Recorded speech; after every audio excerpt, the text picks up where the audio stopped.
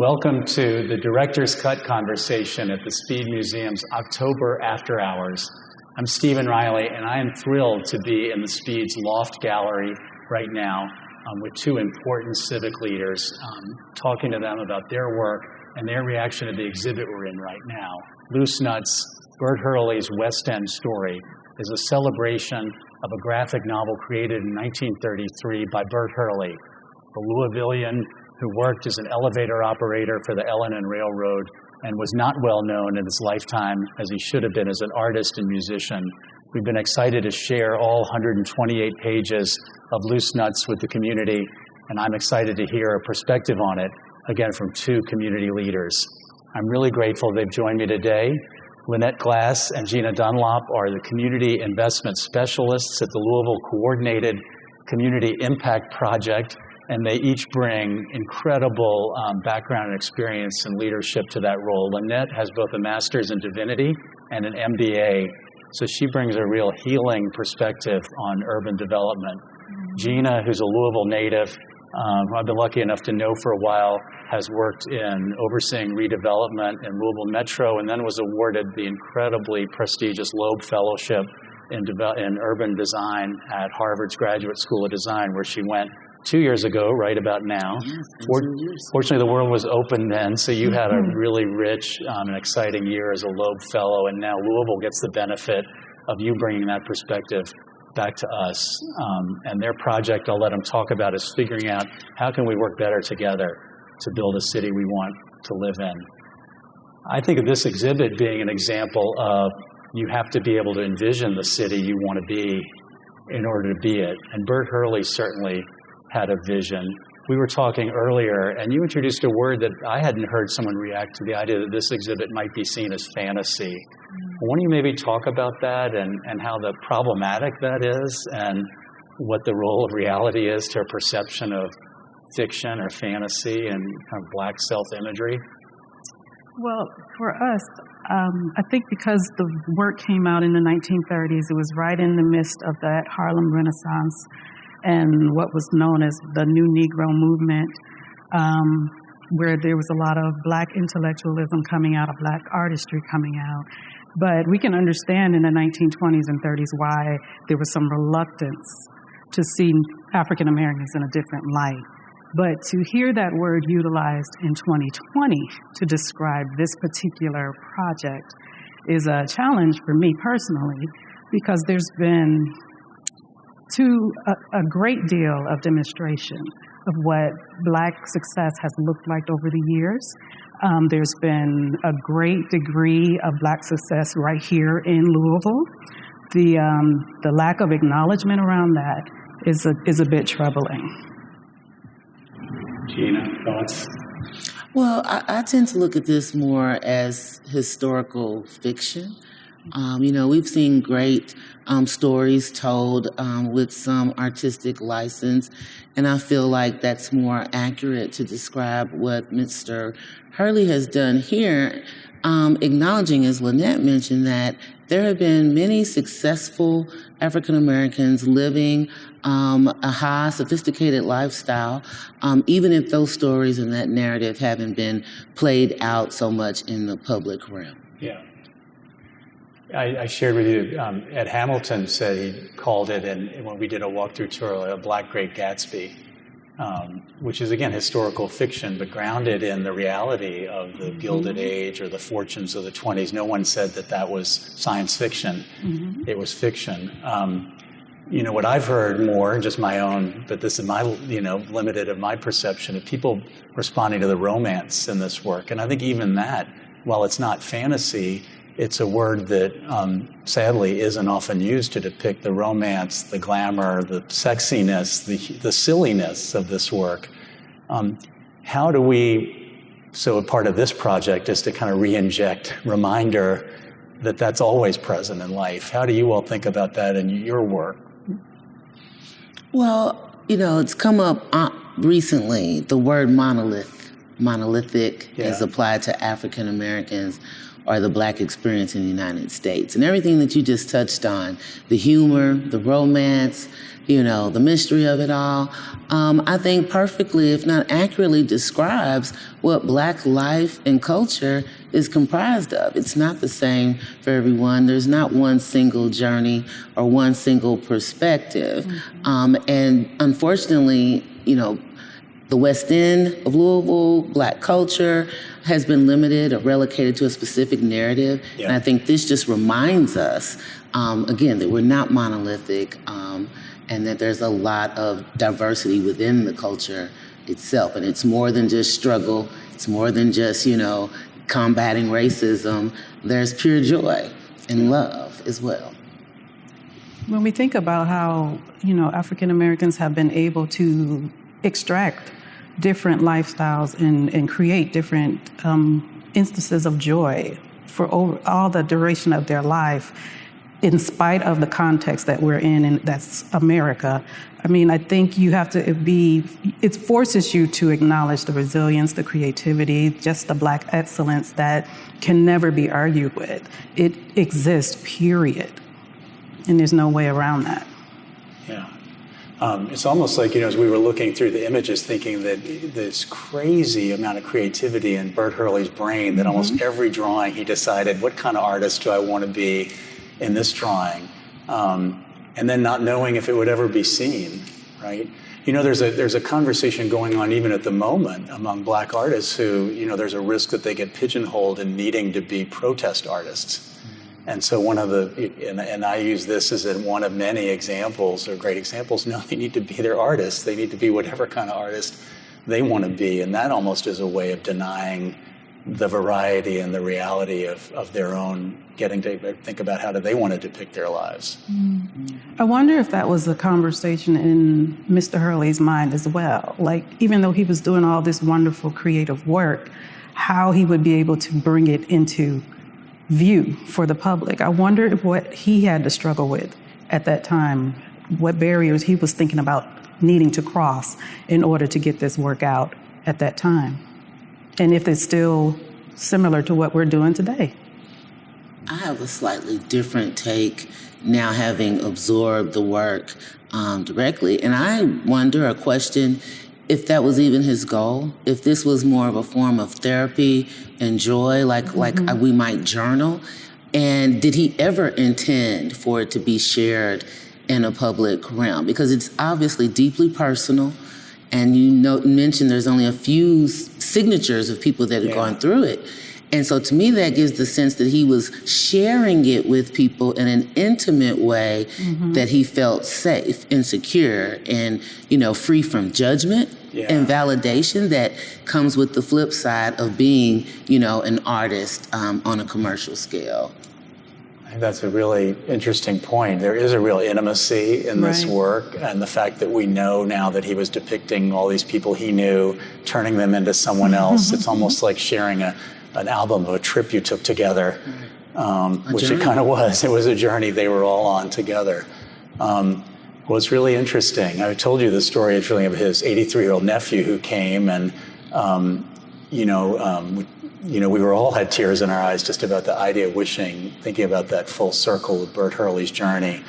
But we also talked about why stories like this were silenced. I mean, the story of this book, I don't know all the details, but it somehow left him maybe after he died, left his family and was found at a flea market or yard sale by a collector who later connected with the Speed that acquired it. I mean, I've been clear that the Speed was created by a woman, Hattie Bishop Speed, who was a pretty radical philanthropist. Her other big cause was the Red Cross Hospital, which was the only hospital where Black doctors had visiting privileges or a Black woman could give birth in a hospital. But she would not have viewed this as art worthy of the Speed Museum, I don't believe, in 1933. We do now. But how do we think about the context of Bert Hurley among hundreds of thousands, millions of stories that didn't see the light of day, didn't make it out of that yard sale, didn't make it out of his apartment?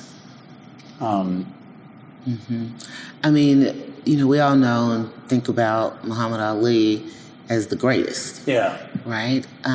Well, he's from here, born and bred here, And so there's something I believe in the DNA of all Louisvillians. There's greatness that abounds all around us. The question is, do we ever get acknowledged or validated for it? People like Bryson Tiller, who probably is more famous outside of the city of Louisville than he is from his hometown. I think that happens more often than not. And I think it's really, important amongst us as locals to acknowledge our own greatness and not be deterred or fed by the fanfare in order to validate that greatness inside of us. Also, I think that this insulation or this bubble that blocks the acknowledgement, just the resistance to even being aware to the excellence that is born and bred here, that comes here, just the deep-seated, rooted resistance to that is something that we really have to work on, because you're going to continue to lose these invaluable stories, these memoirs, these important nuggets and capsules of history if we do not take the blinders off and acknowledge that it takes all kinds, and all kinds are among us, and they're all living amazing lives, and there's something to be gained from understanding all of that. It's important that we start to really look at our lens that we just don't want to release right now. It's a long project, and a great way to start talking about you all's work, and because I think like this, that Bert Hurley's vision of his, and it was his vision of his West End and his love for his neighborhood and his people, reminds us that we don't have to look outside Louisville for the imagination, the creative ideas to help us see what we can be now. And so let's just talk a little bit about, for people who don't know, there's a wonderful, very realistic depiction of Walnut Street here. Yes. And what we had and what we lost here. Will you just tell that story? Yeah, Old Walnut Street was renamed to Muhammad Ali Boulevard, but that was the center of the Black Business District in Louisville, Kentucky, and often known as, the Harlem to the South. Now, I've since heard there were lots of South Harlems all over the United States South, but we were a major regional hub, the only place that you could go and patronize Black-owned, Black-operated businesses where Black people were welcome, lived, and worked and patronized, because 4th Street wasn't so welcoming to people of color then. And unfortunately, as a outcome of urban renewal, all of that legacy, that history, the industry was wiped away, and pretty much laid the groundwork for what we see there today, more modern concrete buildings and paved over parking lots. And lost those Black-owned businesses as creative entrepreneurs who were keeping money in the community, raising families. Absolutely. There. Interesting to think about that, how that related to Union Station and the L&N. I hadn't really thought about before, because that was kind of the heart of the city, and really thinking about Walnut Street kind of being between, where trains were the way basically everyone came into town, and being the lifeblood and kind of the blood flowing through the Black community and the white community in a much more vital way. The trolley was a major issue. Sort of not unlike not Coretta Scott King, but Rosa Parks. Rosa Parks on the bus.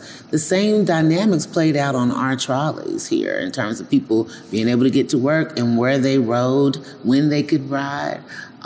So transportation and logistics is a huge part of our fabric in general, not just for what we move, over and across the river, but how people move around throughout this community. Right. And we saw in one of Bert Hurley's own images the trolley tracks going down streets like Walnut, Market, Madison, Chestnut, and there was this east-west blood flow or flow of people and energy and commerce, just as there was north-south, and that all stopped. I mean, the Kentucky Center for African American Heritage is an adaptively reused trolley shop. Great reminder. Right. Yeah. And so there are stories about, protest here locally. But again, like understanding that part of our past and access to transportation is still a huge issue today. Mobility and mobility, justice and mobility. Yeah. So this work is, if you think of it, about showing what's already there, because I think probably you all probably have conversations with people think you're trying to create something from scratch in West Louisville rather than trying to bring it to life or enable it to fulfill its potential. Let's talk about the Coordinated Community Investment Project. And if there's anything it doesn't have to be about Bert Hurley, but if there's anything about this that resonates for your work, but I want to hear just a little bit and share the stories of what you all are doing. Such important work, and your leadership and vision for the community is going to make a difference. I think for me, this the Louisville Coordinated Community Investment Project is really about lifting up assets that are already in the community, as well as acknowledging the long and enduring barriers that need to come down in order to make sure that we capitalize and infuse as much energy into those assets as possible. We have amazing people on the ground who have been doing the work for years, but they have missed opportunity after opportunity, or not missed it, but necessarily been denied access to these opportunities that would allow them to grow that work in order to have a greater impact. There are so many solutions just waiting to be infused with the right amount of support, but because it doesn't come with the right name attached or the right face attached to it, it gets discarded, much like this word. It was found at a yard sale. Yeah. An invaluable piece of history for Louisville found on the table at a yard sale. That is the thing that we have got to, and we pride ourselves on working to make sure that we can get in front of and maybe even intervene in to make sure it's not happening to the detriment of so many families and lives in the areas that we're serving. Yeah, for the size that Louisville is, it's interesting how long we can go without seeing people that we know are here and live here. And that dynamic plays out across the various sectors of community investment, whether that's the financial services industry, the public sector, philanthropy, or corporate. We don't talk so much, or at least we're learning, Lynnett and I have learned, that the lines of communication, authentic and candid communication, are somewhat limiting. So we serve as connective tissue to get those conversations going. And quite frankly, I feel like, we're taking the conversation further along equity. So not just access and fairness, but actual value and wealth creation. And the return on our investment in this project is a return to greatness, right? So, what's presented here in this display is reminiscent of what we actually had in the West End 100 years ago. And I'd love to see us really be intentional about reclaiming that legacy and living out that life and that lifestyle in a new era. Well, with you all leading the charge as our connective tissue, I'm optimistic, but we need you more than ever. Thank you both so much. Thank you, Steve, for the invitation. It's been delightful. Well, I love spending time with you. This was fun. Absolutely. Thank you all. Thank you.